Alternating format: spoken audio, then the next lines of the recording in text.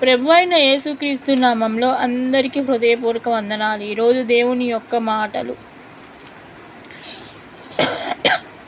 బోయరాజు రూతుతో, నా కుమారి, నా మాట వినుము. వేరొక పొలంలో ఏరుకొనుటకు పోవద్దు, దీనిని విడిచిపోవద్దు. ఇచ్చట నా పని కత్తెల యొద్ద నిలకడగా ఉండుము. రూతు గంధము 2:8. నిలకడ కలిగిన స్త్రీ రూతు. అందుకే బోయరాజు చెప్పిన మాటలు మీరలేదు. రోజుకో పొలానికి వెళ్ళలేదు. ఏ పొలం బాగుంది అని వెతకనూ లేదు. చంచల మనస్కురాలుగా తిరగలేదు. కాబట్టి యవ్వల కోతయు గోధుమల కోతయు ముగియు వరకు ఆమె ఏరుకొనుచు బోయరాజు పనికత్తెల యొద్ద నిలకడగా ఉండెను. తన అత్త ఇంట కూడా నిలకడగా ఉన్నది. రూతు గంధము 2:23.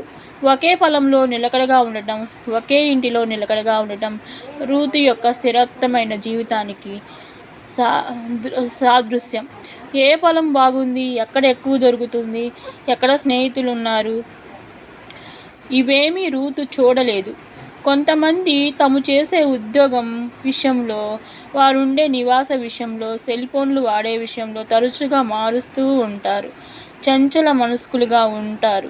మరికొంతమంది కుటుంబాలను స్థిరపరచుకోలేరు. తృప్తి లేని వారు ఏ విషయంలో కూడా స్థిరంగా ఉండరు. ఈ లోకంలో మిమ్మల్ని అందరూ బాధ పెడతారు. ఎవరు కూడా నిస్వార్థ ప్రేమతో ప్రేమించలేరు. మనుషుల స్వభావం ఎప్పుడు ఎలా మారుతుందో తెలియదు. కానీ మనల్ని ప్రతిక్షణం ప్రేమించే వ్యక్తి ఒకరున్నారు. మనము ఎన్నిసార్లు ఆయన బాధ పెట్టినా క్షమించి అనుక్షణము ప్రేమించువారు ఆయనే మన యేసు.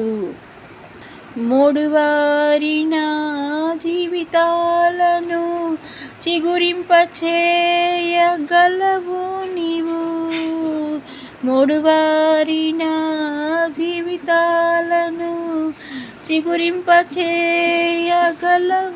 నీవు. మారానుభవం మధురముగా మార్చగలవు నీవు. మారానుభవం మధురముగా మార్చగలవు నీవు. మహోన్నతుడా, నీ కృపలో నేను నివసించుట నా జీవిత ధన్యతయున్నది. మహోన్నతుడా. ఇది ప్రభు పేరిట వందనాలు. అందరికీ శుభాలు. దైవాశీస్సులు.